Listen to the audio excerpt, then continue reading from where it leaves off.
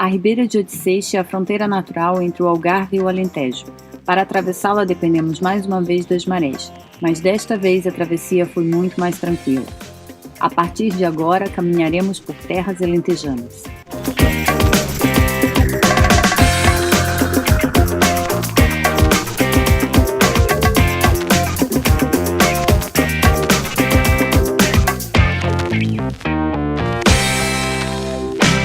Quanto pesa sua vida?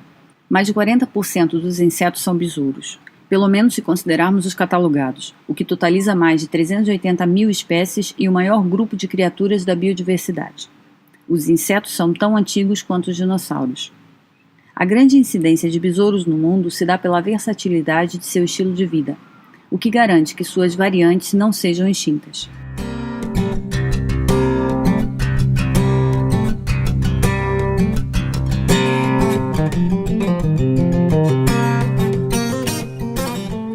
Essa capacidade de algo ou de alguém em adaptar-se com rapidez e facilidade a diversas funções e situações, responder a diversos desafios e se adaptar a todo tipo de contextos é semelhante à de quem se predispõe a grandes travessias.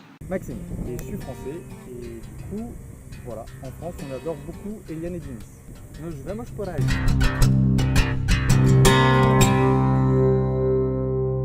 E na biodiversidade da Costa Vicentina e Trilha dos Pescadores, é fácil encontrarmos algumas espécies de besouros. Itália! A principal característica dos coleópteros são as asas anteriores duras, que não servem para o voo, mas funcionam como um estojo que cobre e protege o par de asas posteriores. Daí o nome coleóptero, do grego kolios, que significa estojo, e pteron, que significa asa.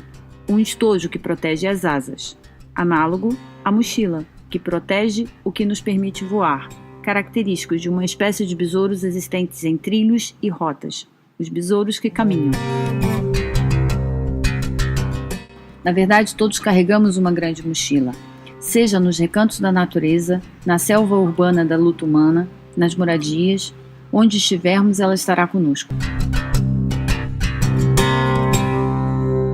Somos proprietários de uma mochila que durante a vida estamos a preencher de coisas importantes e algumas não tão importantes.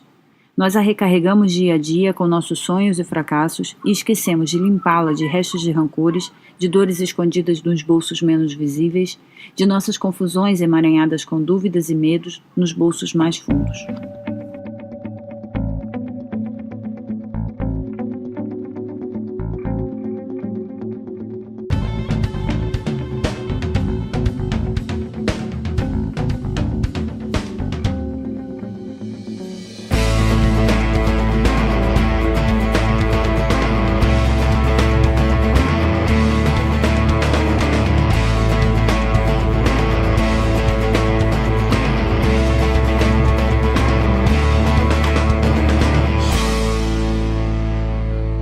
Quanto pesa a sua vida? Essa é a pergunta comum em muitos dos passos de quem caminha com uma mochila às costas.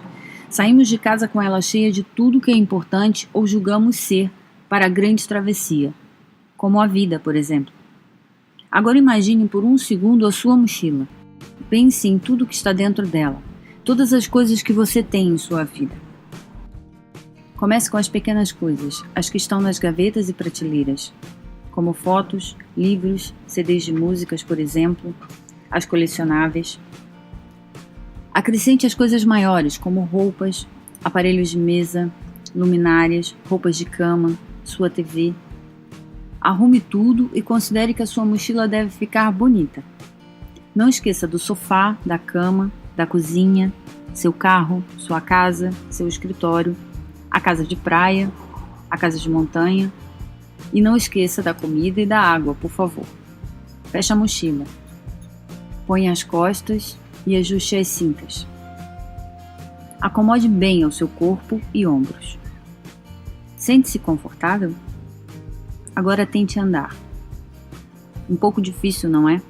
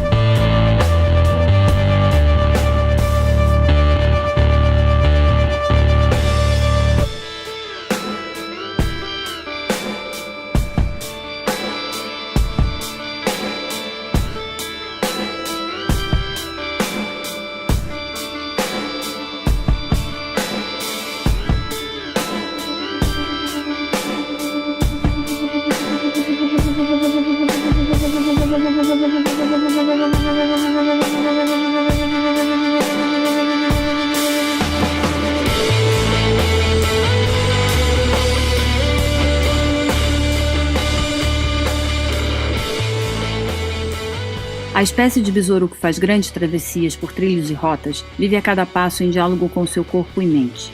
Isso leva à análise e uma constante limpeza dos seus bolsos secretos, revisando sonhos, por vezes alterando-os por novos ou mantendo-os como estão. Parados, é fácil acumularmos e não sentirmos o peso que nos mantém inertes. O movimento, o equilíbrio, a descoberta, a força, ritmo e velocidade está intrinsecamente dependente do peso das nossas mochilas. E quando decidimos fazer a revisão dos bolsos para conseguirmos realizar a travessia, concluímos que necessidades básicas consistem em vestuário apropriado às condições climáticas, água, alimentos e abrigo. Um conceito minimalista que não inclui a mochila, mas sem ela não se pode transportar nenhuma dessas coisas, embora ela também pese. Ninguém morre por falta de uma mochila, mas por privação de qualquer uma das 4 necessidades, sim. É apenas uma questão de tempo. Por isso, não é possível não ter mochila.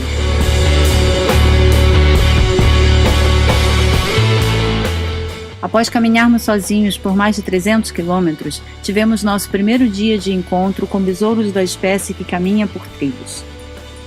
Entre encontros e desencontros no mesmo dia, muito comuns em trilhos marcados, pois cada um segue o seu ritmo, o seu passo, seguimos até o fim do dia com Ângelo e Alessandra, um casal italiano que veio da Calábria percorrer o Trilho dos Pescadores.